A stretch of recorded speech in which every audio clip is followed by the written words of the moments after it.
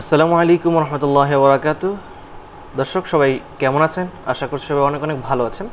আলহামদুলিল্লাহ, আল্লাহর রহমতে আমি অনেক ভালো আছি। দর্শক, আজকে আপনাদের সামনে যে বিষয় নিয়ে আলোচনা করব সেটা হলো যানবাহনের নামাজ। যানবাহনে আমরা কীভাবে নামাজ আদায় করব, তো সে বিষয়ে আপনাদের সামনে আলোচনা করব।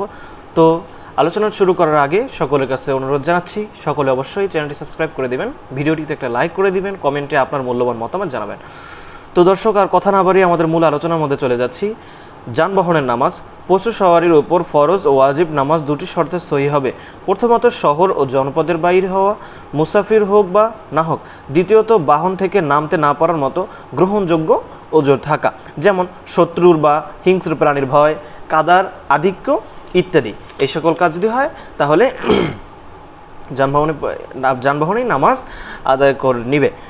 যদি সাওয়ারি থেকে নামার পর নিজে নিজে ওঠা সম্ভব না হয় আর সাহায্যকারী না থাকে, তাহলে সাওয়ারিতেই ফরজ ও ওয়াজিব নামাজ পড়তে হবে। শহর ও জনপদের বাইরে বিনা ওজরে পশু সাওয়ারির উপর সুন্নাতে মুআক্কাদা ও নফল পড়া যায়, তবে ফজরের সুন্নাতের জন্য নামতে হবে, কেননা ফজরের সুন্নাতের গুরুত্ব বেশি। শহর ও জনপদে পশু সাওয়ারির উপর নফল পড়া জায়েজ নয়। শহর ও জনপদের বাইরে পশু সাওয়ারির উপর ইশারার মাধ্যমে রুকু সিজদা আদায় করবে, তবে সিজদার ইশারা রুকুর ইশারার চেয়ে নিচু হবে।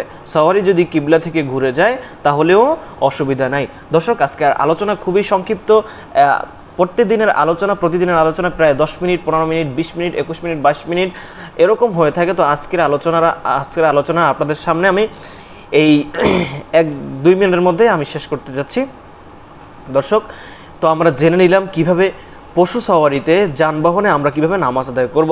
নিত্যদিনের সুন্দর আলোচনা পেতে এবং কিভাবে নামাজ আদায় করতে হবে, আমরা মিফতাহুল জান্নাতি সালাহ, নামাজ হলো বেহেশতের চাবি। এখন এই আমাদের বেহেশতের চাবিটা যদি ভালোভাবে না হয় তাহলে তো আমরা কিয়ামতের ময়দানে ধরা খেয়ে যাব। এবং আউয়ালু মা ইউহাসাবু বিহিল আবদু ইয়াউমাল কিয়ামাতিস সালাহ, কিয়ামতের দিন সর্বপ্রথম নামাজের হিসাব হবে। আর যেই ব্যক্তি নামাজের হিসাবে উত্তীর্ণ হয়ে যাবে তার পরবর্তী প্রশ্নগুলো সহজ হয়ে যাবে, আসান হয়ে যাবে। আর প্রথম এই ফার্স্ট প্রশ্ন, নামাজের প্রশ্নে যদি তিনি ধরা খেয়ে যায় তাহলে তার পরবর্তী প্রশ্নগুলো কি ধরা খেয়ে যাবে। এই জন্য দর্শক, আমরা সঠিকভাবে নামাজ আদায় করব, নিজে নামাজ আদায় করব, সঠিকভাবে শিখব এবং যেটা না জানি ওলামায়ে কেরামদের থেকে জেনে নেব, এবং অন্যকে কিভাবে নামাজের জন্য আপনার নামাজ শেখানো যায় এবং নামাজের জন্য কিভাবে উদ্বুদ্ধ করা যায়। মুয়াজ্জিন যখন হাইয়া আলাস সালাহ, হাইয়া আলাল ফালাহ বলে ডাকবে, তোমরা সাফল্যের দিকে আসো, তখন যেন আমরা আমাদের সকল কাজ থেকে ফারেক হয়ে আমরা যেন নামাজ আদায় করতে পারি। আল্লাহ আমাদের সেই তৌফিক দান করুক, আমিন। এবং দর্শক সকলে অবশ্যই চ্যানেলটি সাবস্ক্রাইব করে দেবেন। আসসালামু আলাইকুম রহমতুল্লাহি ওয়া বারাকাতুহু।